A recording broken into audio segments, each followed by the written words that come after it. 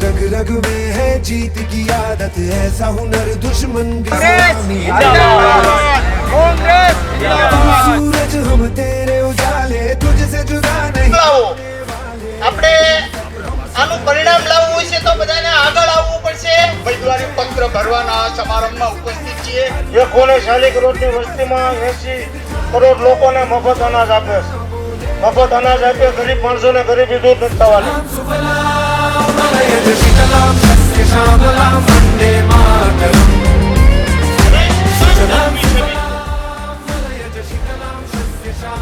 અમરેલી જિલ્લો જ્યાં સુધી જાણું છું ત્યાં સુધી લગભગ 88% આસપાસ ખેડૂત મતદારોનો જિલ્લો છે. ખેડૂતોમાં હું સતત લડાઈ કરું છું.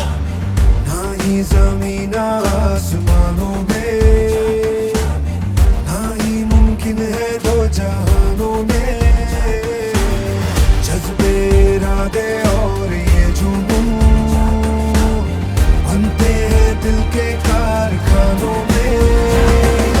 पहुंच गए अंबर से आगे, धरती से फिर भी बंधे हैं धागे, रहते वतन की मिट्टी से जुड़ के। जय हिंद जो नस नस में है हर। આજે આપણે દીકરી શ્રી જેનીબેન ઠુમ્મર ઉમેદવાર તરીકે ફોર્મ ભરે છે ત્યારે આપણે સૌ આશીર્વાદ પાઠવીએ અને જેનીબેન ઠુમ્મરને જંગી બહુમતીથી વિજય બનાવવા હું સૌને અપીલ કરું છું. જય કોંગ્રેસ. જોરદાર તાલીઓથી આ ક્ષણને આવકારીએ. આપણા લોકસભાના ઉમેદવાર છે અને આપણે તેમને વિજયી ઘોષિત કરવાના છે, વિજયી બનાવવાના છે.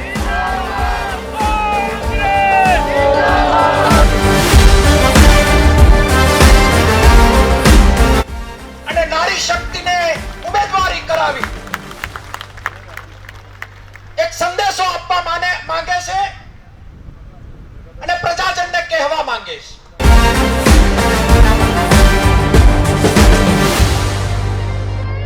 સુધી પહોંચાડવાના છે. હું આવ્યો ત્યારે પાલભાઈ ખેડૂતો માટેની વાત કરી રહ્યા હતા. ખેડૂતો માટે ખૂબ જ જજુમે છે. રામને જો રામે ધાર્યું હોત તો એ અયોધ્યામાં જ રહ્યા હોત ને. શા માટે 14 વર્ષ માટે વનવાસ લીધો? પિતાએ આપેલા વચનને ખાતર. પરિસ્થિતિ ખૂબ જ કંટ્રોલ બહાર છે. આ હિટલર સાઈડના રાજકારણમાં આપણે સૌએ જીવવાનું છે. પણ આ નવરાત્રી ચાલુ થઈ, ઉપરવાળા ભગવાન રામે અયોધ્યામાં આવ્યા અને ભગવાન રામને એવું થયું પરમ દિવસે રામનવમી છે. મત આપીને અત્યાચાર સહન કરે છે, બોલી શકતા નથી.